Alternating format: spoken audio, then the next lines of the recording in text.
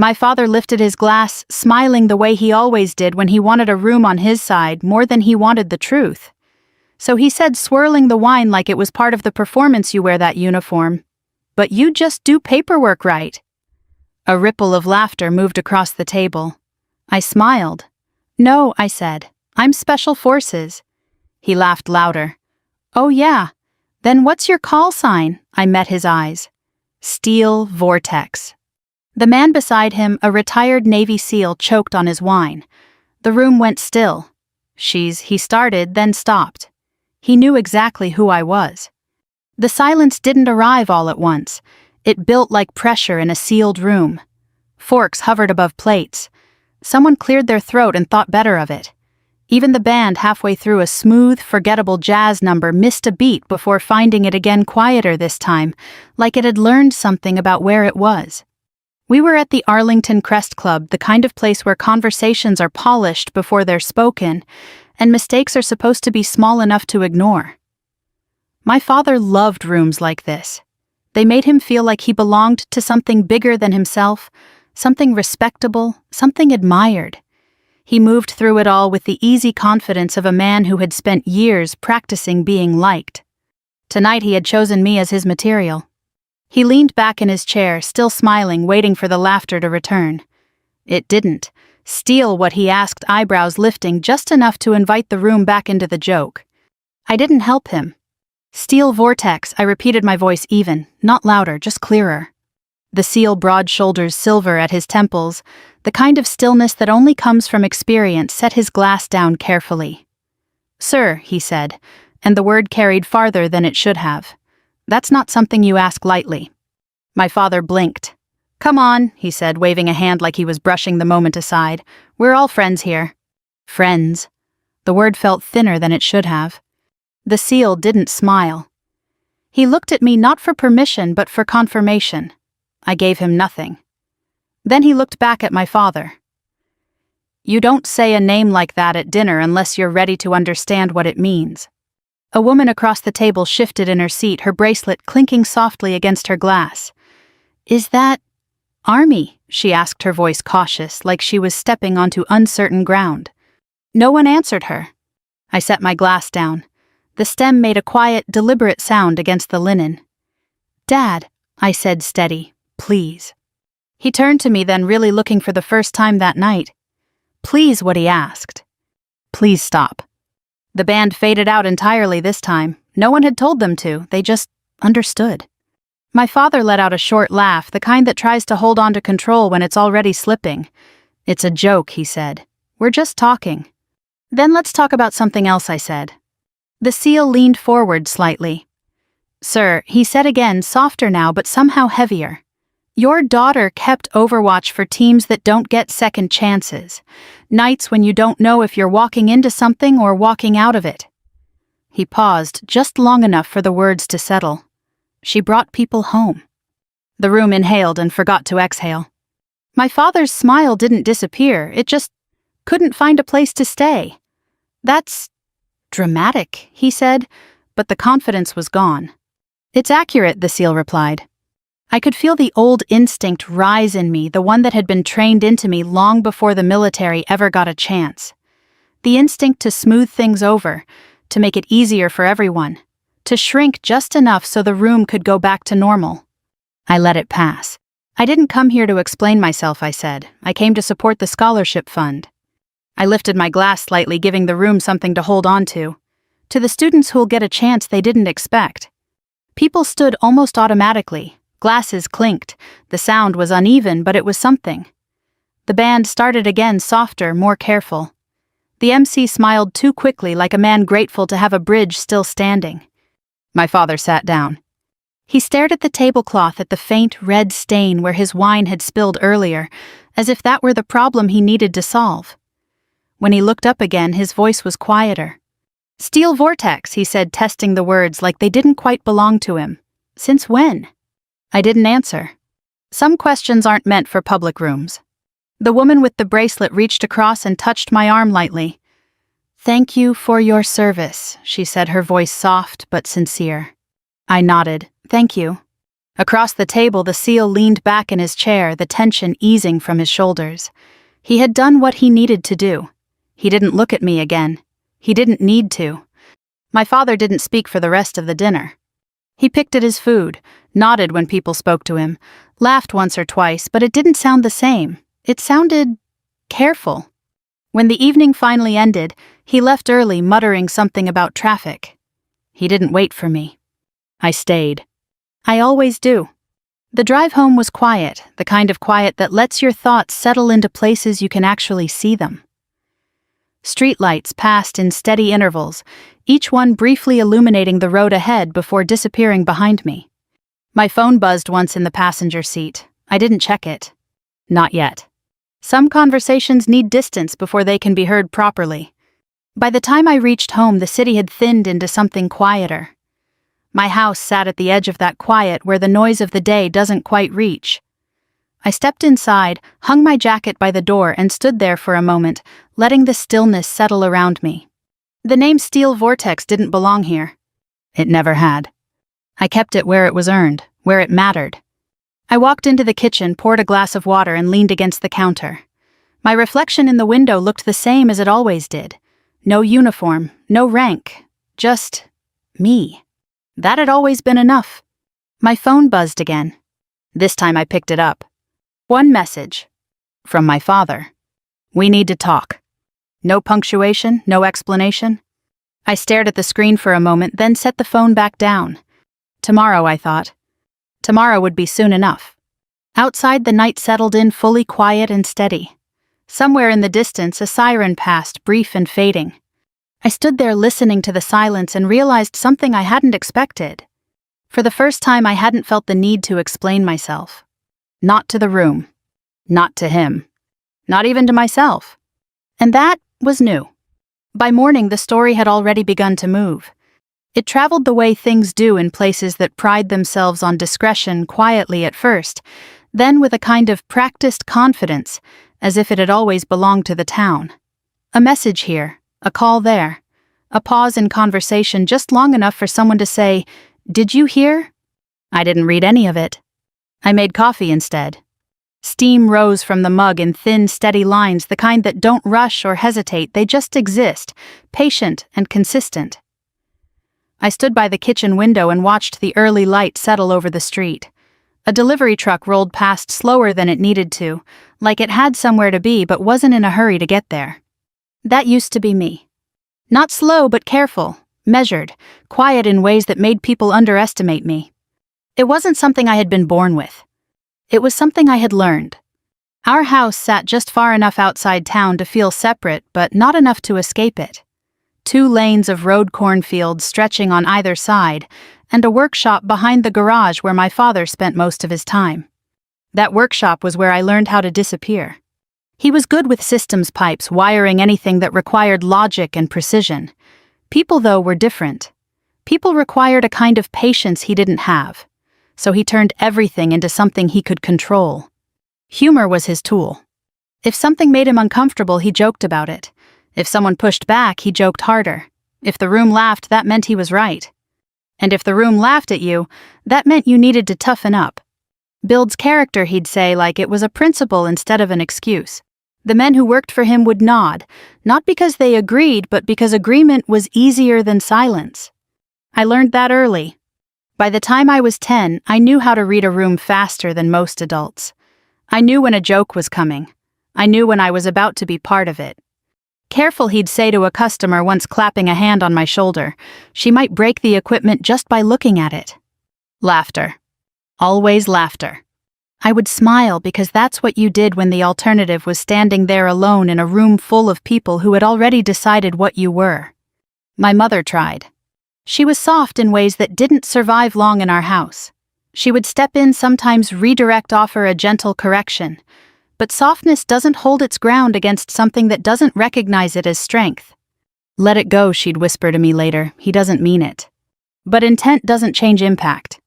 By middle school, I had stopped expecting her to fix it. I wasn't clumsy, I wasn't weak. I was just visible. Not in the way people admire, in the way people notice when they're looking for something to comment on. Too tall for my age, too quiet, too serious. Things that made you an easy target in rooms that valued noise over substance. At church, I sat straight-backed while stained glass filtered color across the pews. My father would lean over afterward, voice low enough to sound like advice, but loud enough for the people nearby to hear. "Try smiling more," he'd say. "You look like you're planning something." The men would chuckle. The women would look away. Humiliation has a way of settling into the body. It teaches you where to stand, how much space to take up, how to make yourself smaller without anyone noticing you've done it. I became good at that. Invisibility, I learned, was a kind of protection. If you didn't draw attention, you didn't give anyone anything to use against you. But invisibility has a cost. It means you stop taking up space even when you're allowed to. It means you start believing that being unseen is the same thing as being safe. It isn't. High school gave me something different. Not acceptance, nothing that simple, but distance. Cross country. Long runs, quiet roads, the steady rhythm of breath and movement. No audience, no commentary, just effort and outcome. I wasn't the fastest. I didn't need to be. I liked the part where no one was watching. I liked the part where the only voice in my head was my own. That was new. The idea of leaving came slowly. Not as a plan, but as a possibility. A guidance counselor, someone who noticed things without making a show of it, slid a brochure across her desk one afternoon. Aviation. "You're organized," she said, "and you don't quit." It wasn't a compliment, it was an observation. Those mattered more. I took the brochure home. Left it on the kitchen counter. My father picked it up while I was finishing homework. "Flying," he said, flipping through it like he was looking for the joke. "You." I didn't answer. "You can't even handle a hill run without slowing down," he added, not looking at me. "First time someone yells at you, you'll fold." The words landed the way they always did, clean, practiced, efficient. My mother pressed her napkin to her lips. Silence filled the space where a defense might have been. It always did. I didn't argue. I didn't explain. I didn't try to convince him. I had learned by then that convincing someone requires them to be willing to change their mind. He wasn't. So I changed something else. I applied. Quietly. Forms filled out during lunch, signatures gathered without discussion, medical checks scheduled between school and practice. I kept everything in a folder inside my backpack. Not hidden. Just not offered. The day the acceptance letter came, I opened it in my room. Read it once. Then again. No music, no celebration, no announcement. Just a quiet understanding that something had shifted. The morning I left, my father stood in the driveway with his hands on his hips, watching like he was inspecting a job site. "Try not to embarrass us," he said. It was the closest thing to encouragement he knew how to give. I nodded. Not because I agreed, but because I understood. Back in my kitchen years later, I took a sip of coffee and let the memory settle where it belonged. It didn't sting the way it used to. That surprised me. Pain changes when you stop needing the person who caused it to acknowledge it. My phone buzzed again. Another message. Another number I didn't recognize. I turned it face down. Not everything needs to be answered immediately. Some things need space. Outside, the sun had risen fully, now light, stretching across the street in long, steady lines. A bird landed on the fence, then another.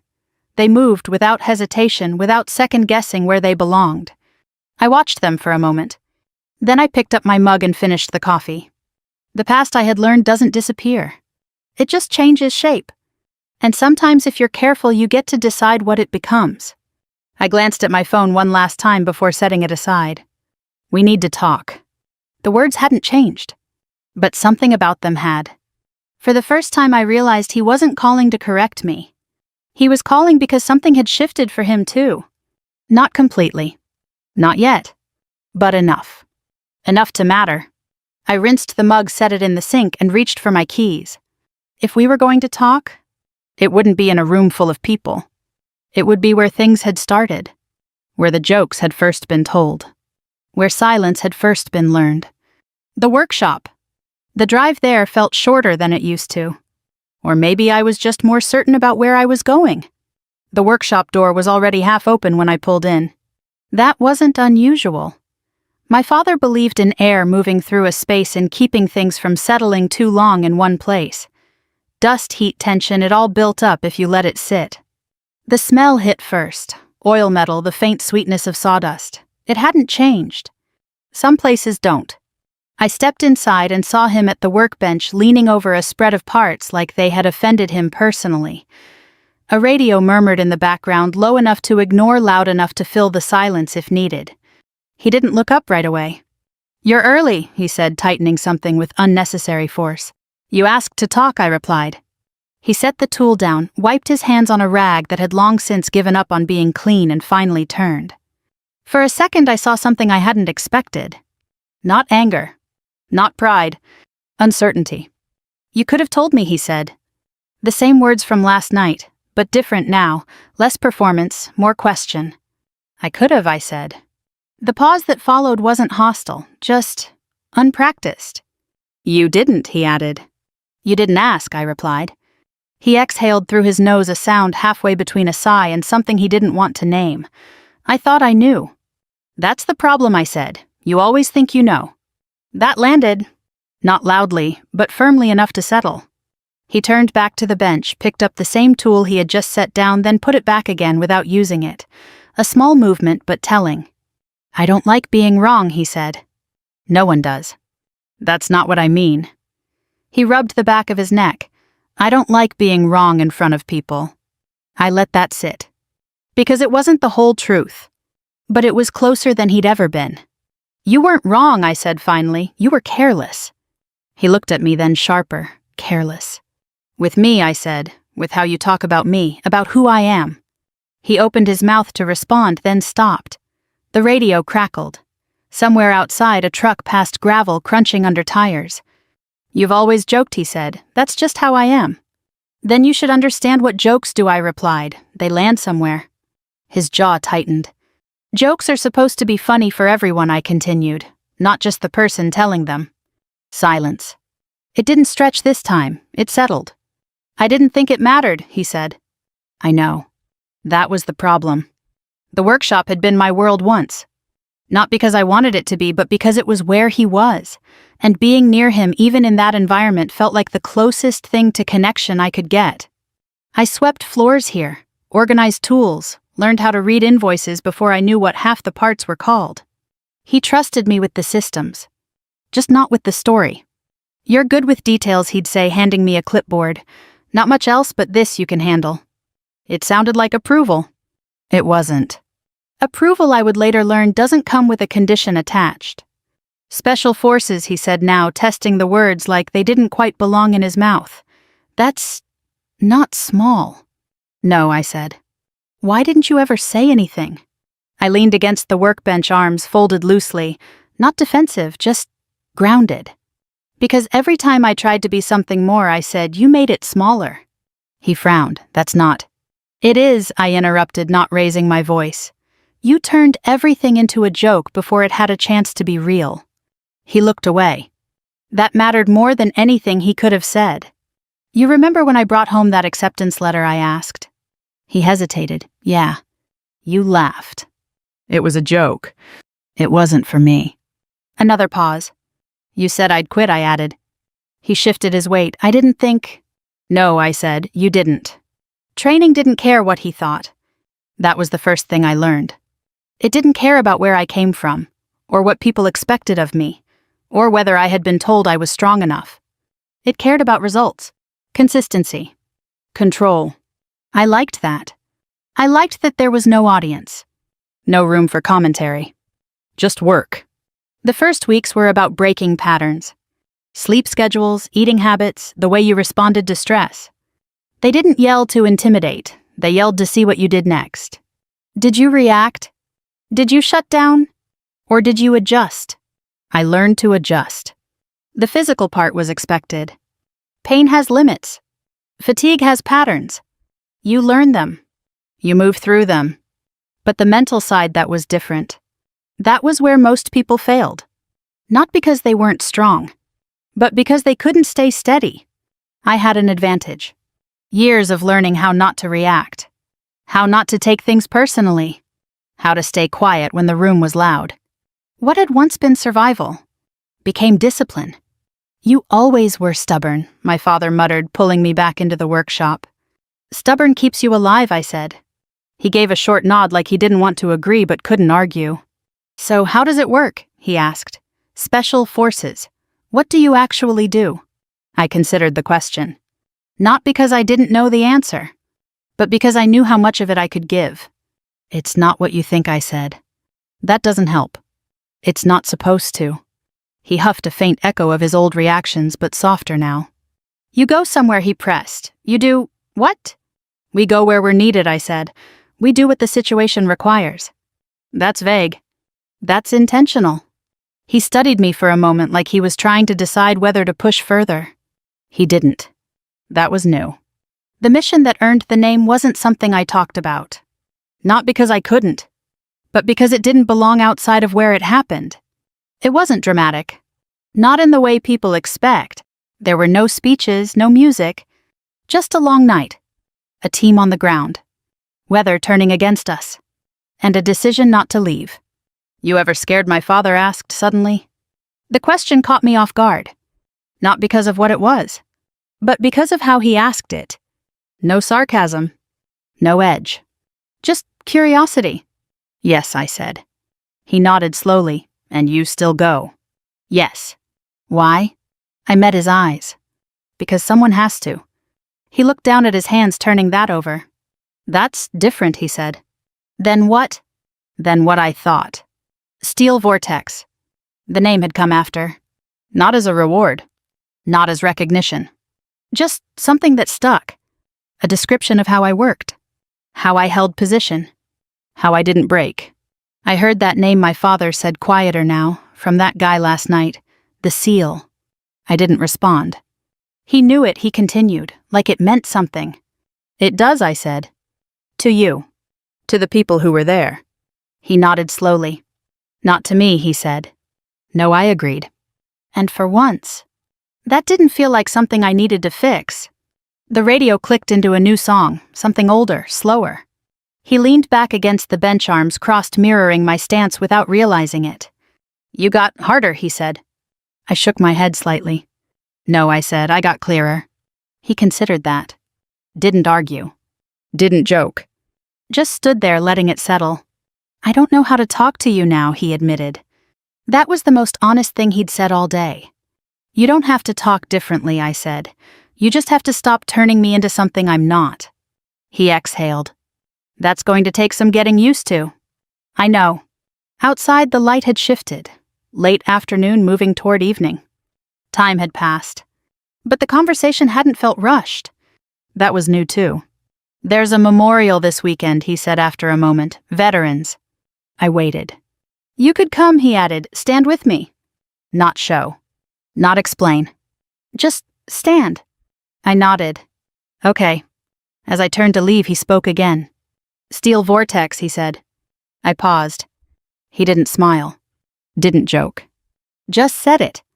Carefully. Like he understood it wasn't his to use lightly. I met his eyes. Said nothing. Didn't need to. Some names aren't meant to be repeated.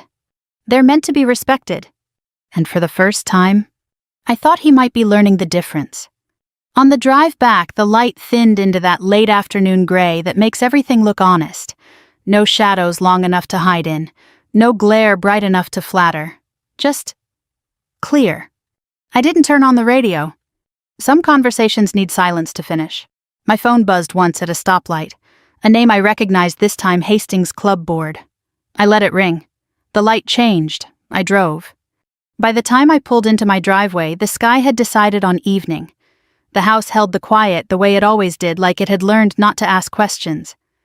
I hung my jacket, set my keys down in the same place I always set them, and stood there a moment longer than necessary. It wasn't relief I felt. It was alignment. Something that had been off for a long time had moved back into place. Not perfectly, but enough. The next morning, the messages started again. Different tone now. Less curiosity. More respect. I didn't open most of them. I've learned that attention is a kind of currency, and you don't spend it on things that don't need it. One message I did read. From Tom. The SEAL. You handled that well. No elaboration, no questions, just that. I typed a reply, then deleted it. Some acknowledgments don't require answers. By midday, I was back on base. Routine has a way of restoring proportion. The airfield smelled the same fuel rubber coffee that had been sitting too long. Mechanics moved with the kind of focus that doesn't draw attention to itself. A checklist lay open on the table where I'd left it. Nothing here had changed. And that was the point. In places like this, what you did yesterday doesn't carry over. You start where you are, you do the work, you don't narrate it. I liked that. Morning, Alvarez said as I stepped into the operations room. Morning. He studied me for half a second longer than usual. Not invasive, just observant. You good? I'm good. He nodded once. That was enough. No follow-up, no digging. That's the thing about working with people who understand pressure, you don't have to explain it. They can read it without making you perform it. We briefed, weather patterns, timing, contingencies. Language stripped down to what mattered. No adjectives. No ego. Just function. Later, alone in the simulator, the horizon did what it always does at night. It disappeared. Not gradually. Just gone. The world becomes a bowl of ink and you're left with instruments and trust. You learn quickly which one matters more. I adjusted course. Corrected drift. Held position. The rhythm returned. Steady. Controlled. Predictable in ways that the rest of life isn't. When I stepped out, the sun was already low. Time had passed. It always does faster here. My phone buzzed again as I crossed the lot. Dad. I stopped walking. Looked at the name for a second. Then answered. Yeah. A pause. Not long. Just measured. I've been thinking, he said. That alone would have been unusual once. Now it wasn't. About what I asked. About what you said. I leaned against the side of my truck. Which part? All of it. That surprised me. Not because he said it, but because he meant it. I don't know how to fix everything, he continued. You don't have to, I said. Another pause.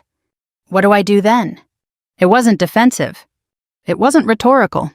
It was direct. Start with this, I said. Stop explaining me to people. I wasn't. You were, I said, calm. You filled in the gaps with something that made you comfortable. Silence. Then, okay. No argument. No deflection. Just, okay.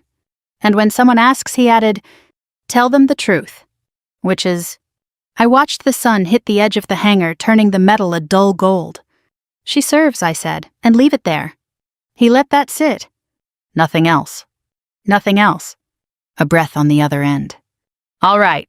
There was a time when that would have felt incomplete. Like something still needed to be proven.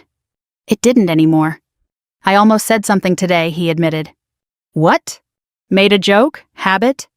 And I stopped. That mattered. Good, I said. I didn't know what to say instead. You don't have to replace it, I replied. You can just leave it out. He exhaled quieter this time. That's harder than it sounds. I know. We stayed on the line for a few seconds without speaking. It wasn't uncomfortable. Just new. There's a dinner Sunday, he said. Your brother's. I didn't respond right away. I told him you might come, he added. I didn't say anything else. That was deliberate. I could hear it. If it stays civil, I said. It will, he replied too quickly. Then softer. I'll make sure. Promises don't carry much weight on their own. But effort does. I'll be there, I said. When I hung up, I stood there a moment longer. The air had cooled. The base was quieter now, the kind of quiet that comes after everything important has already happened. Sunday arrived without ceremony. Clear sky, mild wind, the kind of day that doesn't draw attention to itself. My brother's house sat in a newer development, clean lines, trimmed lawns, everything arranged to suggest stability. I parked at the curb. Sat in the car for a second. Not hesitating. Just assessing. Then I stepped out. Voices drifted from the backyard. Laughter, the clink of bottles. Normal. That was the word for it. Normal.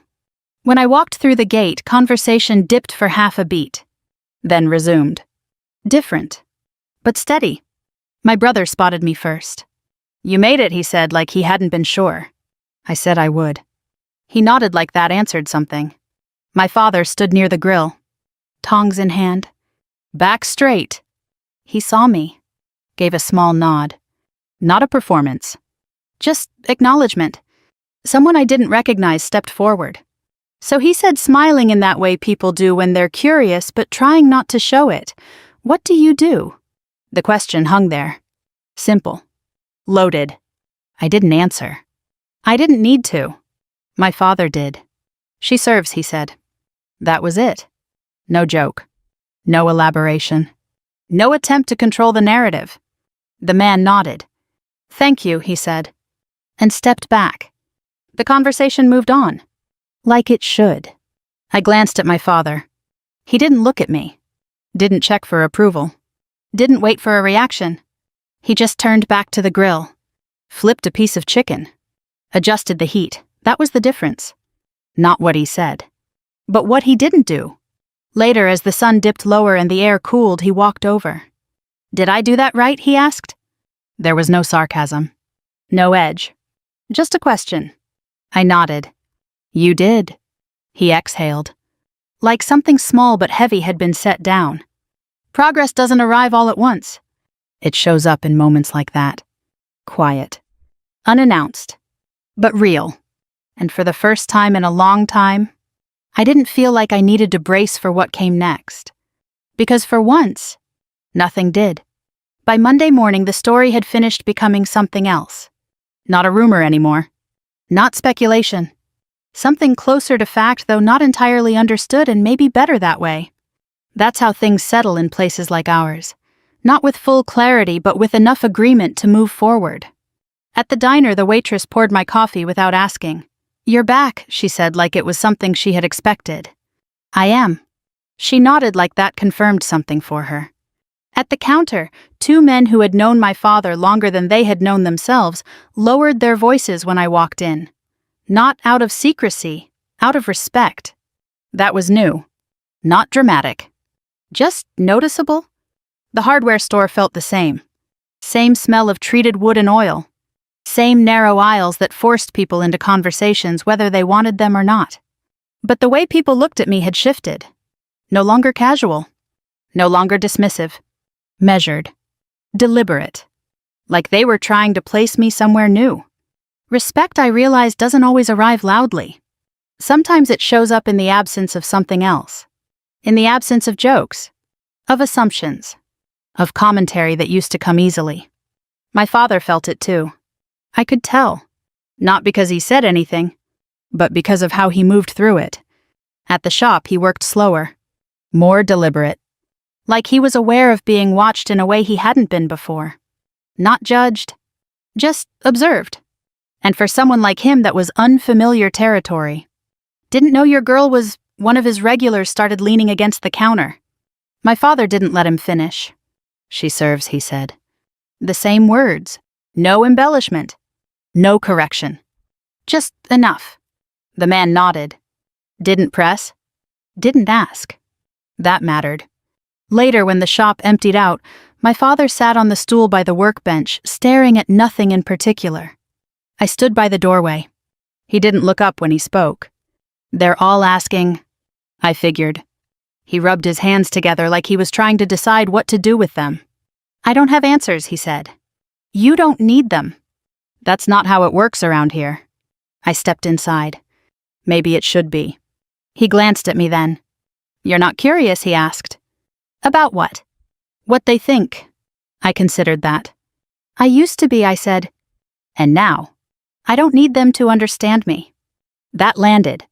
Not hard, but deep. He nodded slowly. "I spent a long time making sure people understood me," he said. "I know. And now I don't know what to tell them." "You don't have to tell them anything," I replied. "Just stop telling them the wrong thing." He leaned back, letting that settle. "That's going to take practice." It always does. Outside, a truck passed, the sound fading into the distance. Inside, the shop felt quieter than it used to. Not empty. Just less filled with noise that didn't need to be there. The pressure didn't come all at once. It built. Phone calls. Casual questions that weren't as casual as they sounded. "Well, what exactly does she do? How come you never mentioned it? You must be proud." That last one lingered. Pride. It's a word that carries expectation. Performance. Ownership. My father didn't use it. Not yet. At a small gathering later that week, someone tried again. "So your daughter's some kind of special unit?" the man asked, drink in hand tone light but curious. My father took a sip of his own. Set the glass down. "She does her job," he said. "That doesn't really answer the question." "It does," my father replied. The man hesitated, then nodded, and moved on. I watched that from across the room. Not intervening, not needing to. There had been a time when he would have filled that space with something else. A joke, a deflection, something that turned me into a story he could control. He didn't. That night I sat on my porch with the lights off. The kind of quiet that lets you hear things you usually miss. Wind through the trees, a distant engine. The rhythm of your own breath when there's nothing competing with it. My phone buzzed. I glanced at it. A message from an unknown number. "Thank you for what you do." No name, no context. Just that. I stared at the screen for a moment, then set the phone down. Some gratitude isn't meant to be answered, just acknowledged. Inside the house remained still, unchanged, grounded. The next morning I drove past the memorial. Flags lined the walkway. Still, ordered. Each one placed with intention. I pulled over. Not because I had planned to, because something told me to. The plaque my father had mentioned stood near the center. Names etched into stone. Clean. Permanent. I walked up. Read them. Not quickly. Not like a list. But like they mattered. Because they did. You can't rush names like that. The voice came from behind me. I turned. An older man stood a few steps back. "Maureen?" You could tell without asking. "No," I said, "you can't." He nodded. "Some people try." "They don't understand," I replied. He studied me for a moment. Then, "Your father," he said, "he was here yesterday." That surprised me. He didn't mention it. He didn't say much, the man continued. Just stood there, read every name. I let that settle. "He's learning," I said. The man gave a faint smile. "Takes longer for some." "It usually does." We stood there for a moment in silence. Not awkward. Just shared. "Steel Vortex," he said quietly. I didn't react. Didn't confirm. Didn't deny. He nodded once. That's what I thought. And then he left. No questions. No follow-up. Just understanding. I stayed a while longer. Looking at the names. Letting the stillness do what it does.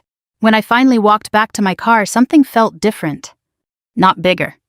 Not dramatic. Just settled. Back in town, things continued. Conversations. Routines.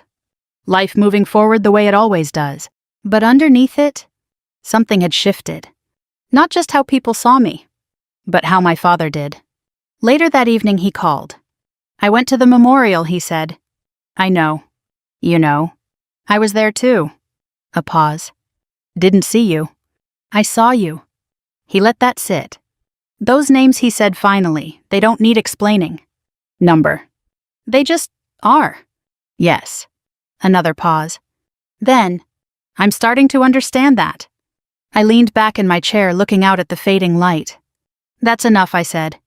And for the first time, he didn't try to add anything to it. Saturday arrived bright and windless, the kind of morning that makes a town look more innocent than it is. The memorial stood at the center of the square between the library and the post office, granite clean in the sun, flags lined up with military precision along the path. A brass quartet was warming up near the steps, each note careful, restrained, as if even music understood there were places it needed to behave. I got there early. I always do. I like seeing a place before people fill it. It tells you what remains when performance is removed. The benches still held the cool from the night. The grass had been trimmed too close, the smell of it faint and green in the air. Someone had placed white roses near the base of the stone stems, bound with a ribbon that looked too delicate for the weight of what it represented. My father's truck pulled in 3 minutes after mine. 3 minutes late wasn't late for him, it was effort. He climbed out wearing a dark jacket and a tie that didn't fight with itself for once. He had shaved, His shoes were polished, though not well enough to suggest vanity, just enough to say he understood where he was. He saw me nodded once and came to stand beside me. Not in front. Not close enough to steer me. Beside me. That mattered. The mayor said what mayors always say at events like this: service, sacrifice, duty, freedom. All true words, all worn thin from overuse. Then the chaplain spoke more quietly, and somehow the truth returned to them. Names were read after that, slowly, one by one. A pause between each, as if the town could be taught at last that a name is not an item on a list. A name is a life with the sound removed. My father stood still through all of it. Not performatively still, not the rigid kind of posture men wear when they want to be seen respecting something. Just steady. His hands folded in front of him, his eyes on the stone. At one point, an older veteran in a navy cap approached from the row behind us and glanced at my father. "That your daughter?" he asked. It was the sort of moment I would have noticed instantly once, not because of the question itself, but because of the old dread of what might come after it. The joke, the shrug, the reduction. My father looked at him and said yes. "Nothing else?" The veteran nodded at me. "Thank you for your service, ma'am." I returned the nod. "Thank you." That was all. It was enough. After the ceremony, people drifted the way people always do after grief has been organized into chairs and schedules. Some lingered by the plaques. Some moved quickly toward coffee and safe conversation. Some stood in place as if unsure what came after remembering. My father and I walked toward the edge of the square where the shade from a sycamore cut the heat a little. A folding table had been set up with paper cups, donated pastries, and a percolator that looked older than both of us. He poured coffee for himself, then for me, without asking how I took it. Black. He remembered. We stood near the curb with our cups in hand, watching the town return itself to motion. A scout troop marched by in a line too loose to be called a line. An elderly woman adjusted the little flag someone had placed in her husband's name. A child asked his mother what service meant, and she paused long enough to answer carefully. "I almost said something stupid," my father admitted. I looked at him over the rim of my cup. "At the memorial." He nodded, before it started. "One of the men asked me if I ever expected—" He trailed off, searching for the wording. "Expected this from you." And, "I almost laughed," he said. "Not because it was funny, just habit. Fill the air, make it easier." I didn't rescue him from the thought. He rubbed his thumb along the seam of the cup. Then I heard myself before I said it. "That's progress." He gave a short, humorless nod. "Feels more like catching a knife by the blade." That's what changing usually feels like. He looked at me then, not defensive, not wounded, just tired in a way I hadn't seen before. I really didn't know I was doing it that often. "Yes, you did," I said. He accepted that faster than I expected. "Maybe I did," he said quietly. "I just didn't think it cost anything." There it was. That was the sentence underneath all of it. The one men like him build a life around.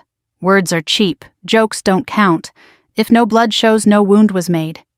I set my cup down on the folding table behind us. "That's the problem with small cuts," I said. "The person holding the knife rarely feels them." He flinched, not outwardly but inwardly. You could see it in the way his jaw shifted, the way he stared past me for a second before coming back. "I was hard on everybody," he said. "You were harder on the people who couldn't leave." That one stayed between us like weather. He didn't argue. A breeze moved through the square, lifting the corners of the programs people had left behind on benches. The brass quartet was packing up now, each instrument returned to its case with the same care it had been taken out. A man in a Marine Corps jacket was helping fold chairs without being asked.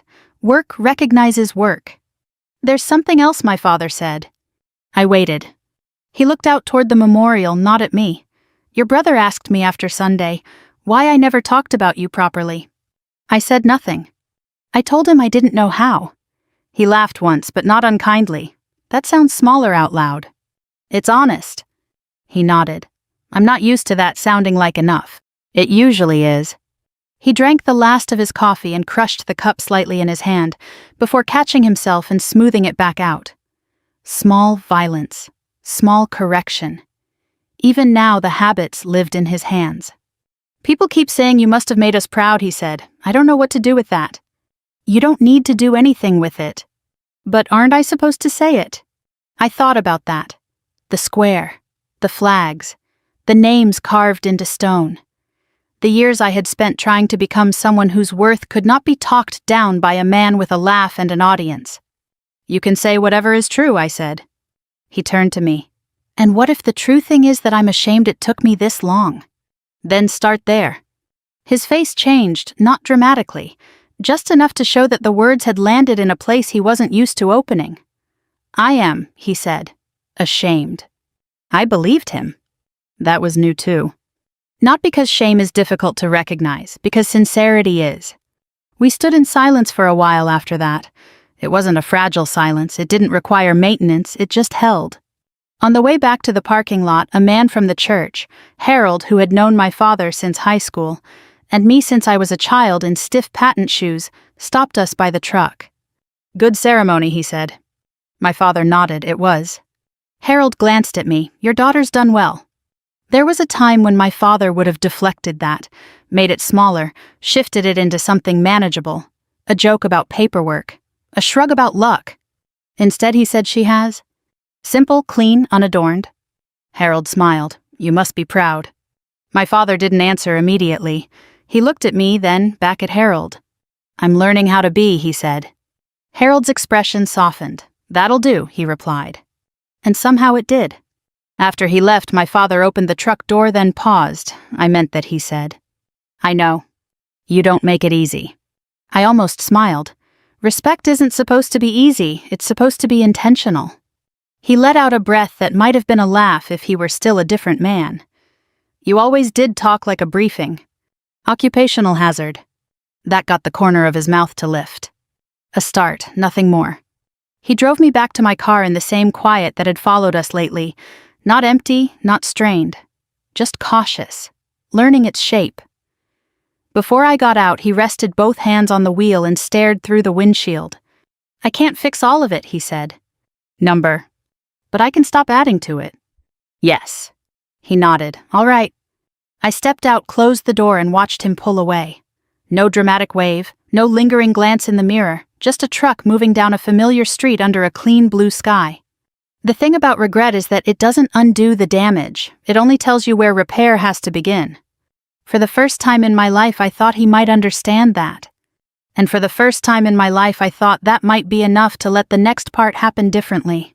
By late summer, the town had done what towns do best, it had folded the story into itself. Not erased it, not exaggerated it, just placed it somewhere that didn't interrupt daily life. At the diner, no one asked questions anymore. At church, no one whispered. They used my name. That was the difference. My father stayed quiet. Not distant. Not withdrawn. Just deliberate. He called when he said he would. He showed up when he said he would. And when he didn't know what to say, he didn't say anything. That alone would have been unrecognizable once. One evening he came by with a paper bag of peaches. They bruise easy, he said, setting them on the counter like they required instruction. I know. He nodded, then stood there a second longer than necessary, as if waiting for something he couldn't quite define. You got time, he asked. I do. We sat on the porch. No lights. Just the sound of insects in the yard and the distant hum of traffic that never quite reached this far. He peeled a peach with a pocket knife, careful, precise. Juice ran over his fingers and he wiped it off on the paper towel he had brought with him like he had planned for that exact detail. I used to think being a father meant toughening you up, he said. I didn't respond right away. He continued. Make you strong enough that nothing out there could hurt you. And now I asked. He looked out at the yard, not at me. And now I think I was the one doing the hurting. The words didn't land with weight. They settled. Like something that had been waiting to be said had finally found a place to rest.